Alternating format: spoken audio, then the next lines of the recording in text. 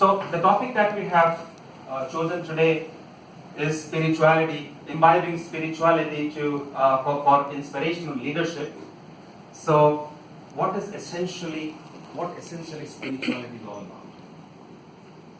When we talk about spirituality, many of us believe it's about going to the temple, going to a church, going to a mosque.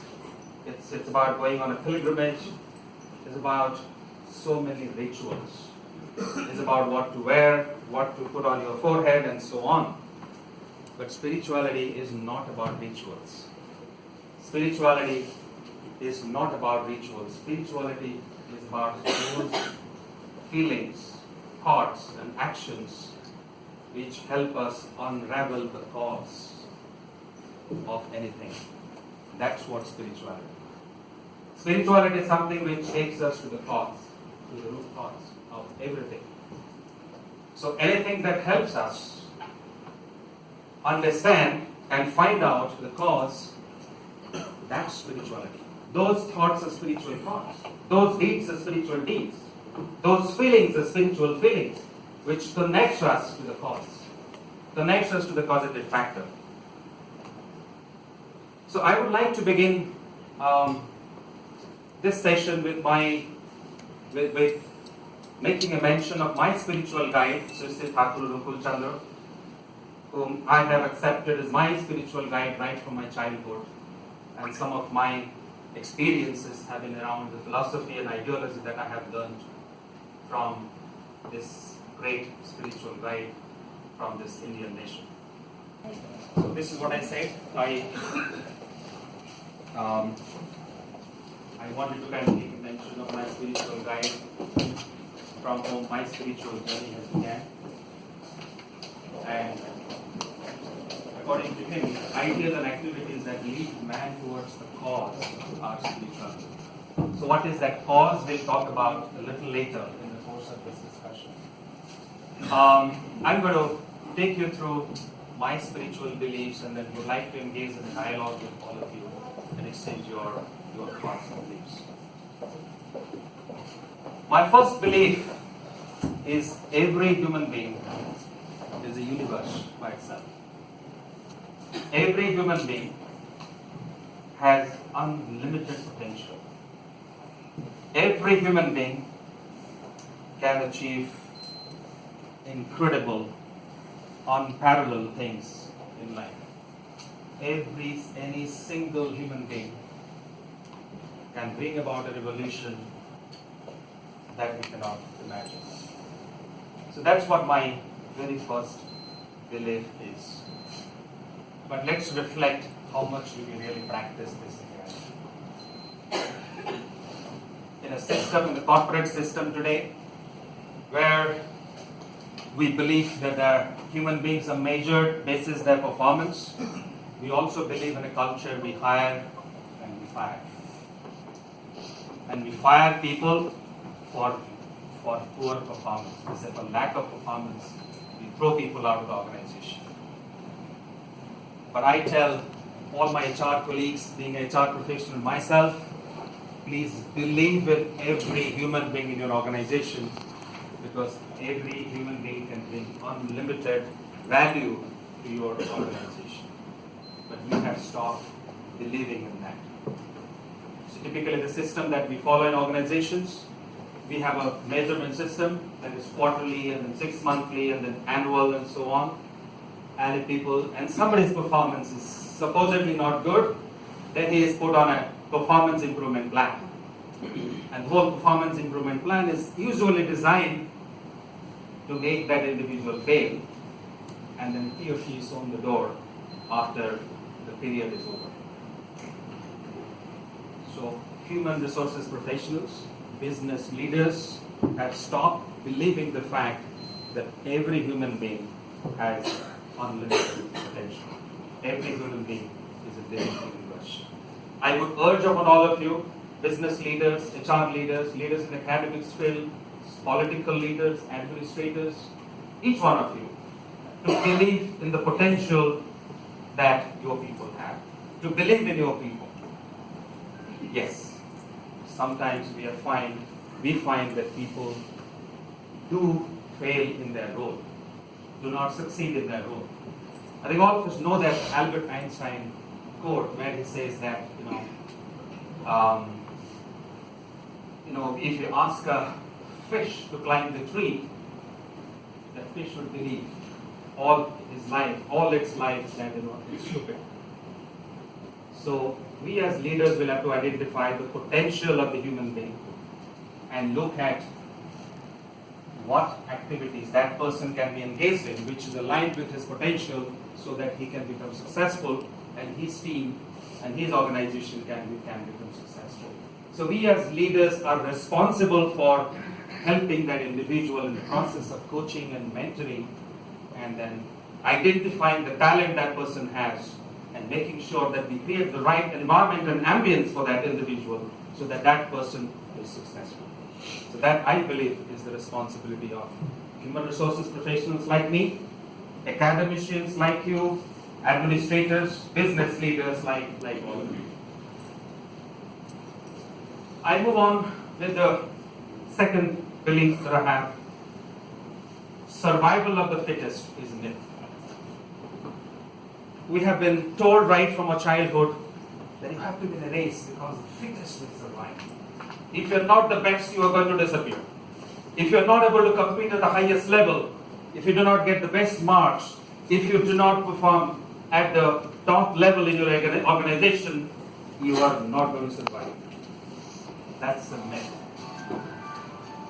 And that's from the perspective of leaders like all of us. I would like to share an interesting story with all of you.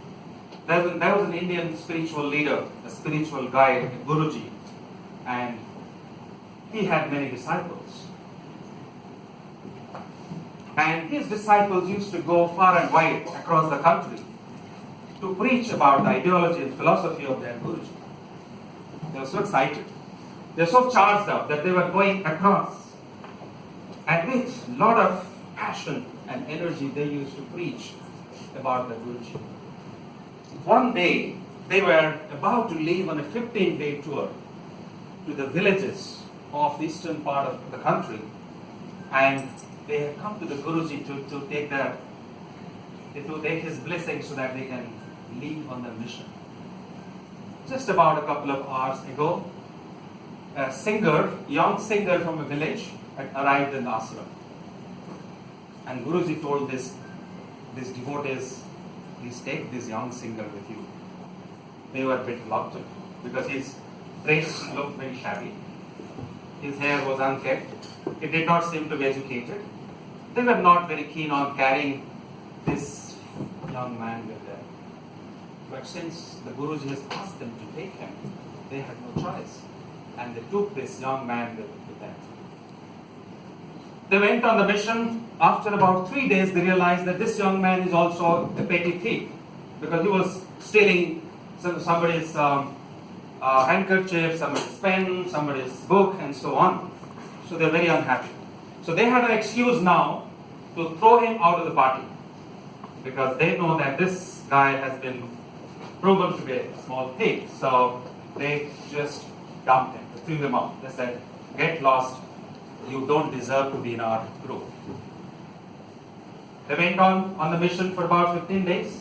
They came back to the Guruji's ashram. They were so excited, they wanted to meet their Guruji and then share with him their experiences.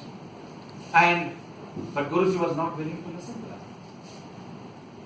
And a few days passed, Guruji was not willing to listen to them. One day they insisted, Guruji, that we have gone there on a 15-day mission. We have preached about your ideology and philosophy in all these places. Please listen to us. Guruji said, where is Birju? Where is that young man? The devotee said, Birju is not there. We threw him out. We asked him to go. Guruji was very sad and cheerless. He said, but why? The devotee said, Guruji, he was a thief. He was found to be stealing items from our bags and suitcases and so on, so we threw him out. Guruji said, you go around the world, and then you talk about universal brotherhood. You talk about my mission of preaching universal brotherhood. You could not accept a single young man with you, and then you were saying you are talking about universal brotherhood. What kind of brotherhood you were talking about? One of the so-called intelligent young man who had passed out from a prestigious university wanted to challenge Guruji and then said, Guruji, but Guruji, survival of the fittest. He was not fit enough to be in our company. Guruji said, survival of the fittest? First make the unfit fit, then only you can survive. Make the incompetent competent, then only you can survive. Make the incapable capable, then only you can survive. If you do not do that, your own survival, there is a big question mark. I do not know whether you can survive or not. Forget about survival of the fittest. The message that he gave, if you really want to survive, then make your environment survive. Make everybody else in your neighborhood survive. If you want to become capable, make everybody else capable. It's only then you can survive. Then there is a big question mark on your survival itself. It's not enough if my children are educated. It's not enough I feed on my children and my family. But if there are people who are starving in my neighborhood, I do not know whether I can survive or not. Because if they turn out to be gundas, if they turn out to be antisocials, they will create for my life and my existence. A small example, if you happen to stay in a hostel, many of us would have stayed in a hostel with our roommates and so on. You may be very hygienic in your practice. You must be taking a shower every day. You must be cleaning your clothes every day. Your friend is unhygienic. He doesn't take bath. He doesn't clean his clothes. He doesn't take care of himself. Do you think there is a guarantee that you will remain healthy? If your friend is unhygienic, if the friend doesn't follow hygienic practices, you might be following hygienic practices. But if your friend has a disease which is infectious, that could infect you as well. So when you live in a society which is infected with death and disease and destruction, thoughts of killing and bringing destruction to everybody else, we cannot live in a society peacefully and happily. Spirituality cannot be practiced alone. Spirituality has to be practiced with everybody else. That's what my second belief about spirituality. Leadership is not about using people. It's about inspiring people. But let's reflect how much we really use people and how much we reflect people. And there was a topic in our WhatsApp group which Alka Madam coordinates every week, Thoughtful Thursday, and she was asking, have people changed through generations? So my immediate response to that was, in the good old days, people used to use things and love people. We used to use things and love people. Now we are using people and loving things. So leadership has become a channel, become a practice to use people for the benefit of the leader, for the benefit of the organization, for the benefit of the company. But leadership is about inspiring people, developing people, growing people, making people successful. That's what leadership is all about. I shared the story in my last talk in the L&D Global chapter meetup, but I want to share this story once again because I know there are many who were not there in that meeting. That story is about a father and his child. The father used to be a farmer in the northern part of the country in UP, where in his village the Ram Leela festival was being organized. And when the Ram Leela festival was being organized, the son wanted to visit the Ram Leela festival because there were so many stalls and then shops and then swings and the giant wheels and all of that. The child wanted to go there and then enjoy everything. The father was so busy farming, he had no time to take his child to the Ram Leela festival. But the son was insistent. And finally, he took him one day to the Ram Leela festival. There were thousands of people who were gathered there. And the moment the father and son reached there. The father became very happy and excited to see so many things going on there. The son, after a few minutes, said, Papa, let's go back home. The dad was very unhappy and angry. He said, look, you only insisted that I come here. And today I have brought you, taking time out of my farming. And you are saying that you want to go back home? How bad is that? Please stay with me and then enjoy. The son, after a few minutes, again started crying and then said, Papa, let's go back home. Father didn't understand what's going on. He was very sad and very angry, but he wanted to speak to his son to find out. So he kneeled down like this and looked into the eyes of his son and then asked him, Beta, what happened? When he asked this question, he also looked around and he could see only the legs of people. Only the legs, nothing else. He realized what the problem is. He lifted his son and then he put him on his shoulders and then started walking.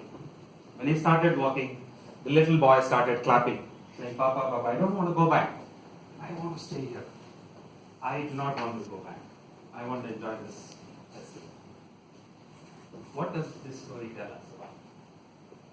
It is a very powerful story about leadership. Can anyone of you tell me what message we get out of this story? Understand the problem of the people by going to their level. Empathy, absolutely. We say leadership is about inspiring people, but before we inspire people, first of all we need to go down to their level. Then only we understand what problem they have. Then we lift them up, put them on our shoulders. Then they can see the world the way we are able to see. Because if you don't lift them up, if you don't let them see the world the way we are seeing, we'll keep on cursing them, saying you are useless and hopeless, and you are the cause of my misery. But my dear friends, ladies and gentlemen, but where do the leaders have the time to go down to the level of the people? Do they have the time? They have no time. In organizations, leaders have no time.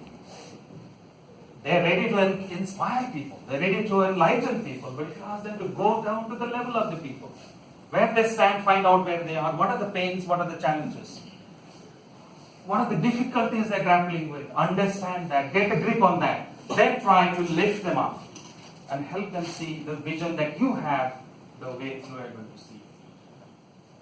So, leadership is all about going down to the level of the people, lifting them up, and enabling them and inspiring.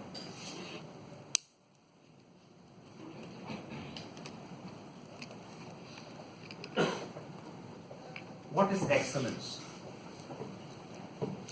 In corporate world, we talk about quality. Because quality is essential, quality is important. In everything that we do must have quality. Our product should be of superior quality, our services should be of superior quality, and so on. Quality is driven by what?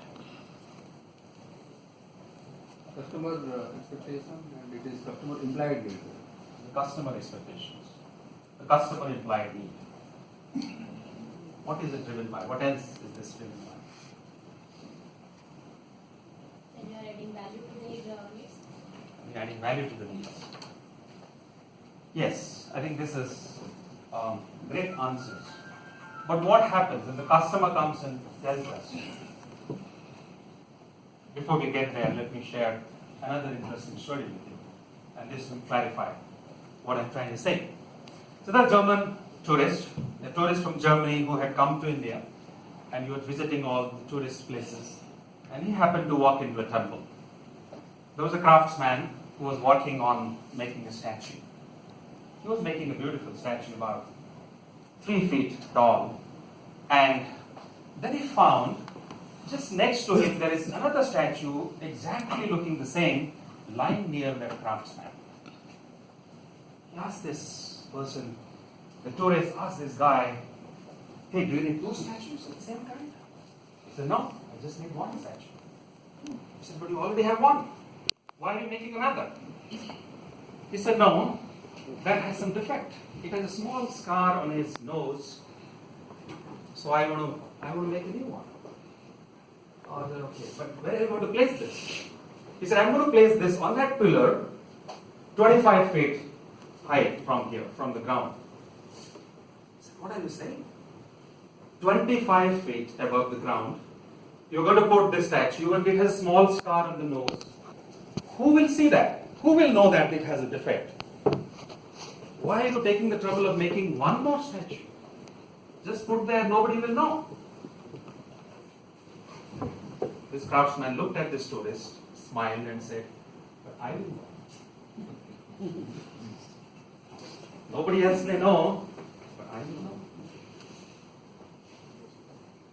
So in organizations today, ladies and gentlemen, quality is driven by the customer needs. So the customer does not need it till tomorrow. I'm not going to produce quality.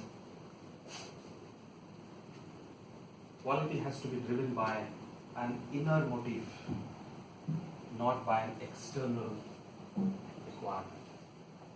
So even if the external requirement is not there, I will still make the best quality. I'll still create excellence. I'll still create value. That's what your mothers keep creating. If you go back, your mother, even at an old age, and you say, Mom, don't take the pain of cooking for me. She will say, I will not be satisfied if I don't do this.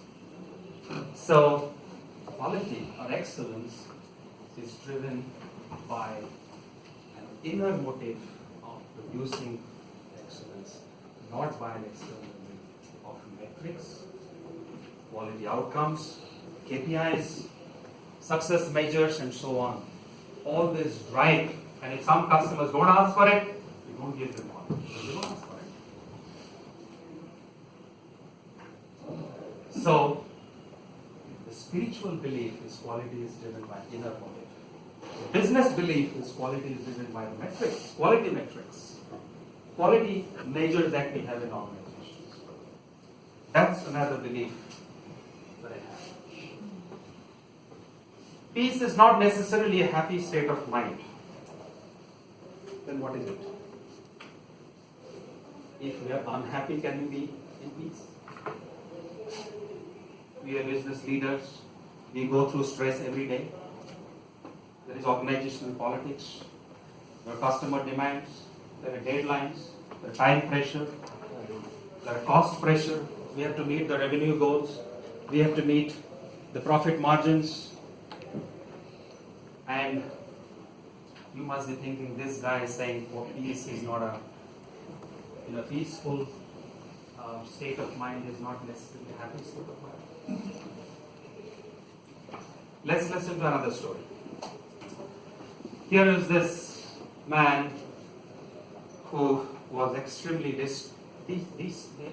stressed and sad because of certain developments in his life. He was looking for peace. In Europe, there was a very famous psychologist whose name was Norman Vincent Peale. So he knew about him, and he went to the psychologist and said, Norman, I am not finding peace in my life. Can you help me? Norman said, you want peace in your life? I'll help you. So take this letter. I'm writing this letter to this man who is standing outside a big ground in the outskirts of our city. Go and meet him. He will be right in front of the gate of that big compound wall. Go and meet him and tell him that Norman Vincent Peale has sent you to him, and he will help you find peace. The man was extremely happy and delighted. He knew that Norman is going to help him find peace. He rushed to that ground in the outskirts of the city, and he found there is a man standing with a big stick in his hand, seemed to be a security guard outside that campus. And he showed him the letter and then said, Norman Vincent Peale has sent me to you, and he has said that you will help me find peace. He said, oh really, Norman Vincent has sent you to me? I'll help you. Go inside this campus. Go inside this boundary wall and you will find what you're looking for. He went inside, there was a cemetery. There was a Kabristan. And he said, where did this guy send me to? He rushed back and then said, hey, where are you sending me to? Norman Vincent Pai told me that you will help me find peace. The security guard said, yes, go inside. There are hundreds of people who are sleeping in peace in that campus. They are peacefully sleeping there. Both Santere Birasman achandi. He said, no, that's not the kind of peace that I am looking for. I am looking, Normal Vincent Pai did not understand me, he didn't understand what I want. He said, no, he has understood you, but you haven't understood. So in our life, when we go through stress, challenges, difficulties, stress, different kinds of problems, we say that we are not finding peace. But being in a state of peace is not necessarily being in a happy state of mind. The spiritual practice says being in peace means being necessarily in a balanced state of mind. A balanced state of mind. A balanced state of mind is one which can remain balanced in the face of happiness as well as in the face of nature. I was trying to be in a balanced state of mind when the computer and the projector refused to talk to each other. I said, this is going away. My slides are going away. Oh, it's a hopeless situation. It's a helpless situation. But my spiritual belief helped me gain a balanced state of mind. So I could come here and then say, hey, let's move on. So that's the best way to deal with stress. Being in a balanced state of mind, when the mind is balanced, whether you are in happiness, whether you are in sorrow. Bhima had once lost that balanced state of mind, and he was angry when the Pandavas were in Vanvas. And once Bhima was very angry. He said, Bhaiya, it's because of you we are suffering like this. Let's go back and then kill all of them. What? Bhaiya, you are a man of spirituality. You are a spiritual man. You are a pious man. You are a devoted man. But what have you gained out of it? What have you gained out of being pious and devoted? You are roaming around and loitering in jungles? Is this what spirituality and being devoted has given you? What's the point? And that so-called cruel, unscrupulous man, Duryodhan, is sitting out there and ruling the land, and he doesn't even have an iota of devotion. What's the point? Forget it. Let's go back and let's just kill all of them. Yudhishthir is saying this to Bhima. He said, brother, those who are devoted to Krishna, they can remain stable at all times. Whether we are ruling the country or we are loitering in the forest, we are in happiness. We are united as a family. We are enjoying every moment of our staying together. But Duryodhan is ruling the land today. He is ruling because the environment is absolutely positive for him. But when a sad moment comes, when a difficult moment comes, when a challenging moment comes, he will not be able to survive because he is not attached to Krishna. We will survive because we are attached to Krishna. It's not about Krishna or Ram or Jesus or Muhammad Rasul or Guru Gobind. But if you are attached, you will survive. If you are not attached, you are not going to survive. So, the peace is not necessarily a happy state of mind, it's a balanced state of mind. Business leaders like me need to realize that more than anybody else, if you really have to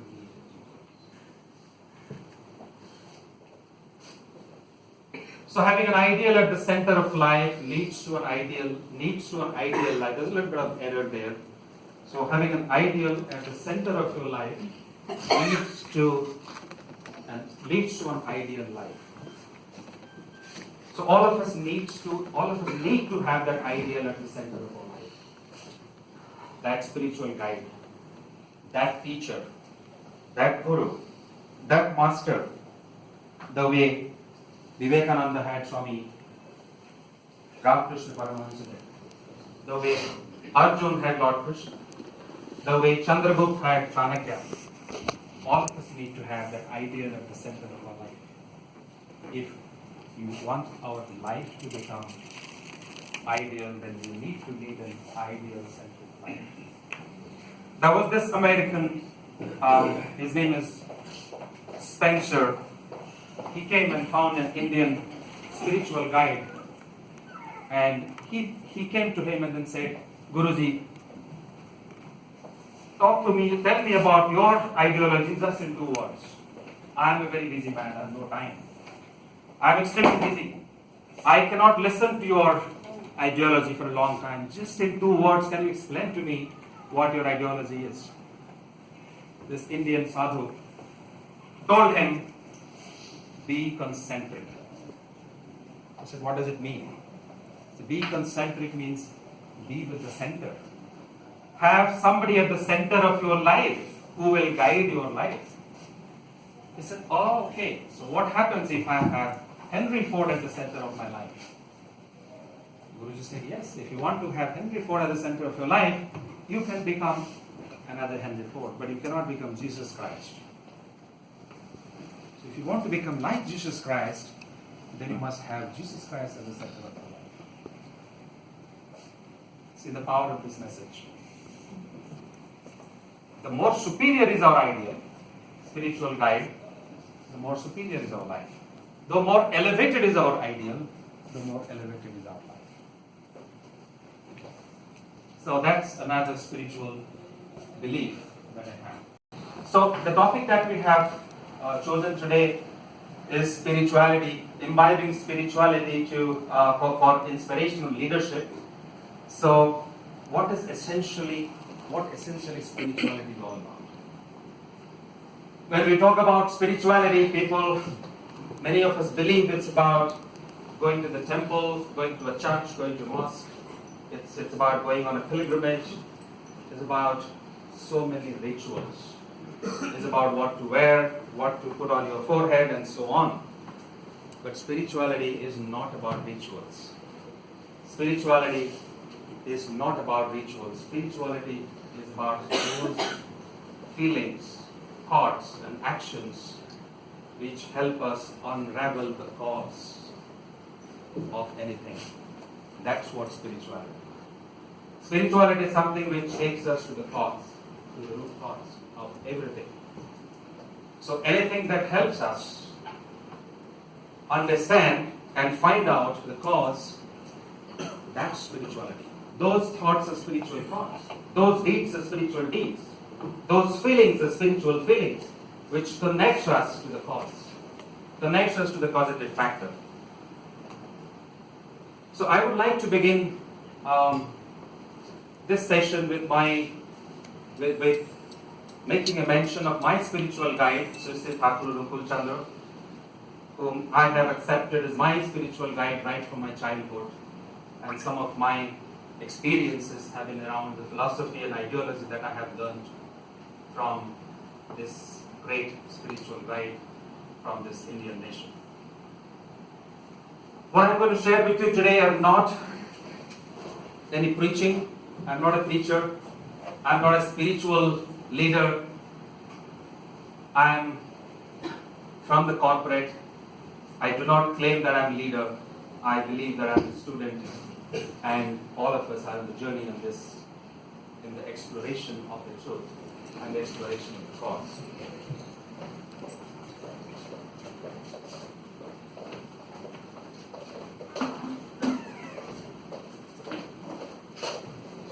So, what I'm going to share with you are going to be my beliefs, my beliefs that I've gathered through experiences, through interactions with eminent intellectuals, eminent people, religious leaders, sociologists, administrators, essentially with great human beings.